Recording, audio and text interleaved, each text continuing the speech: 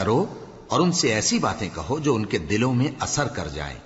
اور ہم نے جو پیغمبر بھی بھیجا ہے تو اسی لیے بھیجا ہے کہ اللہ کے فرمان کے مطابق اس کا حکم مانا جائے.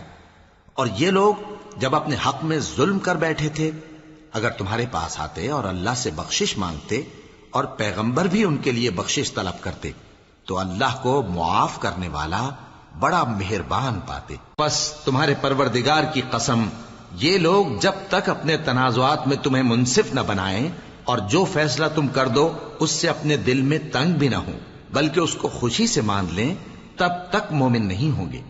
اور اگر ہم ان پر فرض کر دیتے کہ اپنے آپ کو قتل کر ڈالو یا اپنے گھر چھوڑ کر نکل جاؤ تو ان میں سے تھوڑے ہی لوگ ایسا کرتے.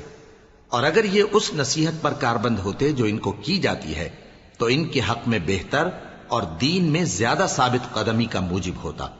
اور اس صورت میں ہم ان کو اپنے ہاتھ سے اجر عظیم بھی عطا فرماتے اور ان کو سیدھا رستہ بھی دکھاتے. اور جو لوگ اللہ اور اس کے رسول کی اطاعت کرتے ہیں وہ قیامت کے روز ان لوگوں کے ساتھ ہوں گے جن پر اللہ نے بڑا فضل کیا، یعنی انبیاء اور صدیق اور شہید اور صالحین. اور ان لوگوں کی رفاقت بہت ہی خوب ہے. یہ اللہ کا فضل ہے اور اللہ جاننے والا کافی ہے. مومنو، جہاد کے لیے ہتھیار لے لیا کرو، پھر یا تو جماعت جماعت ہو کر نکلا کرو یا سب اکٹھے کوچ کیا کرو. اور تم میں کوئی ایسا بھی ہے کہ خواہ مخواہ دیر لگاتا ہے اور پیچھے رہ جاتا ہے، پھر اگر تم پر کوئی مصیبت پڑ جائے تو کہتا ہے کہ اللہ نے مجھ پر بڑی مہربانی کی کہ میں ان میں موجود نہ تھا. اور اگر اللہ تم پر فضل کرے تو اس طرح سے کہ گویا تم میں اس میں دوستی تھی ہی نہیں، افسوس کرتا اور کہتا ہے کہ کاش میں بھی ان کے ساتھ ہوتا تو مقصد عظیم حاصل ہوتا. اب جو لوگ آخرت کو خریدتے اور اس کے بدلے دنیا کی زندگی کو بیچنا چاہتے ہیں ان کو چاہیے کہ اللہ کی راہ میں جنگ کریں، اور جو شخص اللہ کی راہ میں جنگ کرے پھر شہید ہو جائے یا غلبہ پائے ہم عنقریب اس کو بڑا ثواب دیں گے. اور تم کو کیا ہوا ہے کہ اللہ کی راہ میں اور ان بے بس مردوں اور عورتوں اور بچوں کی خاطر نہیں لڑتے جو دعائیں کیا کرتے ہیں کہ اے پروردگار ہم کو اس شہر سے جس کے رہنے والے ظالم ہیں نکال کر کہیں اور لے جا، اور اپنی طرف سے کسی کو ہمارا حامی بنا اور اپنی ہی طرف سے کسی کو ہمارا مددگار مقرر فرما. جو مومن ہیں وہ تو اللہ کی راہ میں لڑتے ہیں اور جو کافر ہیں وہ شیطان کی راہ میں لڑتے ہیں. سو تم شیطان کے مددگاروں سے لڑو اور ڈرو مت، کیونکہ شیطان کا داؤ کمزور ہوتا ہے. بھلا تم نے ان لوگوں کو نہیں دیکھا جن کو پہلے یہ حکم دیا گیا تھا کہ اپنے ہاتھوں کو جنگ سے روکے رہو اور نماز پڑھتے اور زکات دیتے رہو، پھر جب ان پر جہاد فرض کر دیا گیا تو بعض لوگ ان میں سے لوگوں سے یوں ڈرنے لگے جیسے اللہ سے ڈرا کرتے ہیں، بلکہ اس سے بھی زیادہ، اور کہنے لگے کہ اے اللہ تو نے ہم پر جہاد جلد کیوں فرض کر دیا، تھوڑی مدت اور ہمیں کیوں مہلت نہ دی. اے پیغمبر ان سے کہہ دو کہ دنیا کا فائدہ بہت تھوڑا ہے اور بہت اچھی چیز تو پرہیزگار کے لیے نجات آخرت ہے، اور تم پر دھاگے برابر بھی ظلم نہیں کیا جائے گا. اے جہاد سے ڈرنے والو، تم کہیں رہو، موت تو تمہیں آ کر رہے گی، خواہ مضبوط قلعوں میں رہو. اور ان لوگوں کو اگر کوئی فائدہ پہنچتا ہے تو کہتے ہیں یہ اللہ کی طرف سے ہے، اور اگر کوئی مصیبت پہنچتی ہے تو اے پیغمبر تم سے کہتے ہیں کہ یہ آپ کی وجہ سے ہمیں پہنچی ہے. کہہ دو کہ رنج و راحت سب اللہ ہی کی طرف سے ہے. ان لوگوں کو کیا ہو گیا ہے کہ بات بھی نہیں سمجھ سکتے. اے آدم زاد، تجھ کو جو فائدہ پہنچے وہ اللہ کی طرف سے ہے اور جو نقصان پہنچے وہ تیری ہی شامت اعمال کی وجہ سے ہے. اور اے نبی، ہم نے تم کو لوگوں کی ہدایت کے لیے پیغمبر بنا کر بھیجا ہے اور اس بات کا اللہ ہی گواہ کافی ہے. جو شخص رسول کی فرما برداری کرتا ہے تو بے شک اس نے اللہ کی فرما برداری کی، اور جو نافرمانی کرے تو اے پیغمبر تمہیں ہم نے ان کا نگہبان بنا کر نہیں بھیجا. اور یہ لوگ منہ سے تو کہتے ہیں کہ آپ کی فرما برداری دل سے منظور ہے، مگر جب تمہارے پاس سے چلے جاتے ہیں تو ان میں سے بعض لوگ رات کو تمہاری باتوں کے خلاف مشورے کرتے ہیں، اور جو مشورے یہ کرتے ہیں اللہ ان کو لکھ لیتا ہے. سو ان کا کچھ خیال نہ کرو اور اللہ پر بھروسہ رکھو، اور اللہ ہی کافی کارساز ہے. بھلا یہ قرآن میں غور کیوں نہیں کرتے؟ اگر یہ اللہ کے سوا کسی اور کا کلام ہوتا تو اس میں وہ بہت سا اختلاف پاتے، اور جب ان کے پاس امن یا خوف کی کوئی خبر پہنچتی ہے تو اسے مشہور کر دیتی ہیں، حالانکہ اگر اس کو پیغمبر اور اپنے ذمہ داروں کے پاس پہنچاتے تو تحقیق کرنے والے اس کی تحقیق کر لیتے، اور اگر تم پر اللہ کا فضل اور اس کی مہربانی نہ ہوتی تو چند آدمیوں کے سوا تم سب شیطان کے پیرو ہو جاتے۔ سو اے پیغمبر، اللہ کی راہ میں لڑو، تم اپنے سوا کسی کے ذمہ دار نہیں ہو، اور مومنوں کو بھی ترغیب دو، قریب ہے کہ اللہ کافروں کی لڑائی کو بند کر دے، اور اللہ شدید ترین جنگ کرنے والا ہے اور سزا دینے کے لحاظ سے بھی بہت سخت ہے۔ جو شخص نیک بات کی سفارش کرے تو اس کو اس کے ثواب میں سے حصہ ملے گا، اور جو بری بات کی سفارش کرے اس کو اس کے عذاب میں سے حصہ ملے گا، اور اللہ ہر چیز پر قدرت رکھتا ہے۔ اور جب تم کو کوئی دعا دے تو جواب میں تم اس سے بہتر کلمے سے اسے دعا دو یا انہی لفظوں سے دعا دو، بے شک اللہ ہر چیز کا حساب لینے والا ہے۔ اللہ وہ معبود برحق ہے کہ اس کے سوا کوئی عبادت کے لائق نہیں، وہ قیامت کے دن تم سب کو ضرور جمع کرے گا، اور اللہ سے بڑھ کر بات کا سچا کون ہوگا؟ اب کیا سبب ہے کہ مسلمانوں تم منافقوں کے بارے میں دو گروہ بن گئے ہو، حالانکہ اللہ نے ان کو ان کے کرتوتوں کے سبب اوندھا کر دیا ہے؟ کیا تم چاہتے ہو کہ جس شخص کو اللہ نے گمراہ رہنے دیا ہے اس کو رستے پر لے آؤ، اور جس شخص کو اللہ گمراہ رہنے دے تم اس کے لیے کبھی بھی رستہ نہیں پاؤ گے؟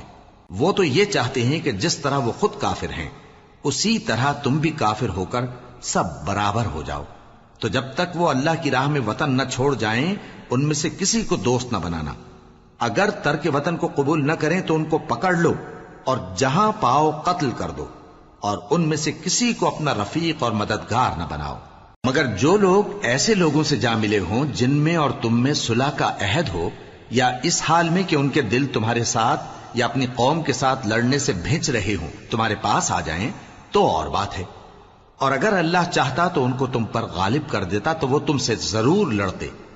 پھر اگر وہ تم سے کنارہ کشی کریں یعنی تم سے نہ لڑیں اور تمہاری طرف صلح کا پیغام بھیجیں تو اللہ نے تمہارے لیے ان پر زبردستی کرنے کی کوئی سبیل مقرر نہیں کی۔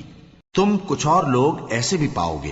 جو یہ چاہتے ہیں کہ تم سے بھی امن میں رہیں اور اپنی قوم سے بھی امن میں رہیں، لیکن جب فتنہ انگیزی کو بلائے جائیں تو اس میں اوندھے منہ گر پڑیں۔ تو ایسے لوگ اگر تم سے لڑنے سے کنارہ کشی نہ کریں اور نہ تمہاری طرف پیغام صلح بھیجیں اور نہ اپنے ہاتھوں کو روکیں تو ان کو پکڑ لو اور جہاں پاؤ قتل کر دو،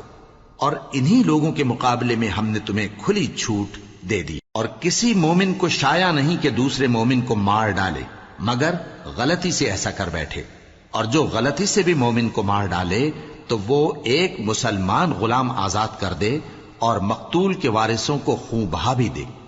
مگر یہ کہ وہ معاف کر دیں۔ پھر اگر مقتول تمہارے دشمنوں کی جماعت میں سے ہو اور وہ خود مومن ہو تو صرف ایک مسلمان غلام آزاد کرنا چاہیے، اور اگر مقتول ایسے لوگوں میں سے ہو جن میں اور تم میں صلح کا عہد ہو تو وارثان مقتول کو خون بہا دینا اور ایک مسلمان غلام آزاد کرنا چاہیے، اور جس کو یہ میسر نہ ہو وہ متواتر 2 مہینے کے روزے رکھے۔ یہ کفارہ اللہ کی طرف سے قبول توبہ کے لیے ہے، اور اللہ سب کچھ جانتا ہے، بڑی حکمت والا ہے۔ اور جو شخص کسی مسلمان کو قصدن مار ڈالے گا تو اس کی سزا دوزخ ہے جس میں وہ ہمیشہ جلتا رہے گا، اور اللہ اس پر غضبناک ہوگا اور اس پر لعنت کرے گا، اور ایسے شخص کے لیے اس نے بڑا سخت عذاب تیار کر رکھا ہے۔ مومنو، جب تم اللہ کی راہ میں باہر نکلا کرو تو تحقیق سے کام لیا کرو، اور جو شخص تم کو سلام کرے اس سے یہ نہ کہو کہ تم مومن نہیں ہو، کہ اس سے تمہاری غرض یہ ہو کہ دنیا کی زندگی کا فائدہ حاصل کرو۔ سو اللہ کے پاس بہت سی غنیمتیں ہیں، تم بھی تو پہلے ایسے ہی تھے، پھر اللہ نے تم پر احسان کیا، چنانچہ آئندہ تحقیق کر لیا کرو۔